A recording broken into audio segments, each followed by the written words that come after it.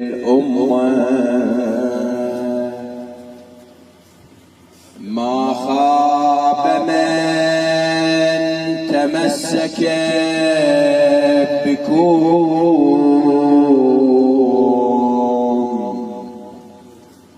وأمن من لجأ إليكم.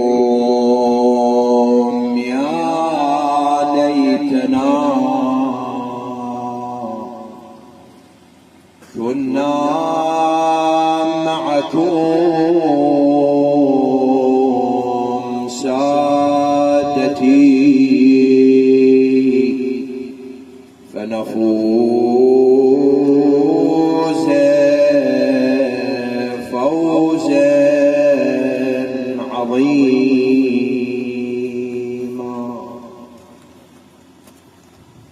قال الله تعالى في محكم كتابه ومنير خطابه: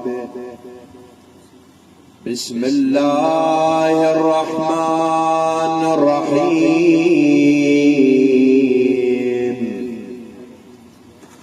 يا أيها الذين آمنوا استجيبوا لله وللرسول إذا دعاكم لما يحييكم. لقبول مجلسنا هذا صلوا على محمد وآل محمد.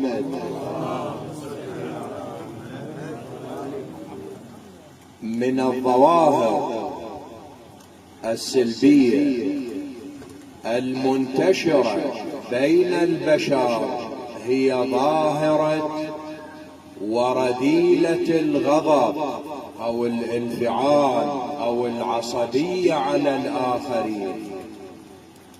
وأكد الفقهاء أن الغضب من المعاصي الكبيرة، معصية من المعاصي الكبيرة. أمير المؤمنين سلام الله عليه خلف لنا سلسلة من الأحاديث الخاصة بهذا المجال.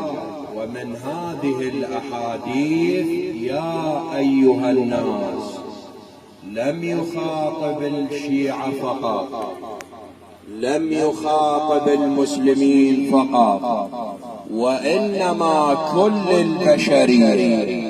نطاق أوسع أعطى أمير المؤمنين. يا أيها الناس، يا أيها الناس، الغضب أوله جنون. يعني الإنسان اللي يغضب على أخوه، اللي يغضب على جاره، اللي يغضب على زميله بالعمل، هذا الإنسان إنسان مجنون. هيك يوصف أمير المؤمنين. يا أيها الناس، الغضب أوله جنون وآخره ندم. الإنسان بعد ما أن يغضب راح يندم هذا الإنسان. وقال سلام الله عليه: الغضب نار موقدة. يوصف أن الغضب هو عبارة عن نار مشتعلة، عبارة عن نار موقدة. الغضب نار موقدة، فمن كظمه، يعني الإنسان إذا يسيطر على الغضب، فمن كظمه أطفأها، يعني راح يطفي هاي النار. تقول ابويا متعلم اخذ من ايدك وعايدك يا ابويا بيوم عيدك، مشتاق القلب يا ابويا ويريدك، تقل ابويا ذكرت ايام صغر بالمدينه، من كان الأب مخيم علينا، والدار البيها قعدنا وهم ربينا، يا وساف الزمان شعمل بينا.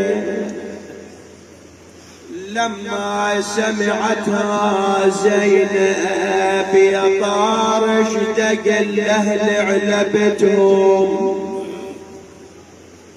والندر غريبة لون ختوم، يحضرونها كلهم شفتهم،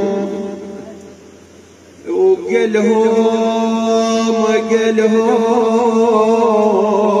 زينب بضيجة ورايدتهم. إنا لله وإنا إليه راجعون. اشف اللهم مرضانا، اقضي حوائجنا، ارحم موتانا. اللهم واغني فقراءنا، واحفظ إمام زماننا،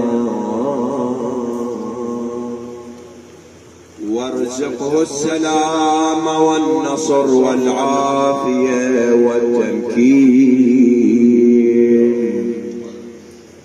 الأخوة المؤسسين لهذا المجلس اللهم احفظهم، تقبل أعمالهم، ارحم أمواتهم، أوصل مجلسهم هذا إلى إمام زمانه، لأمواتهم مع أموات الحاضرين إلى أرواح المؤمنين والمؤمنات. بلغ اللهم الجميع ثواب الفاتحة مع الصلوات.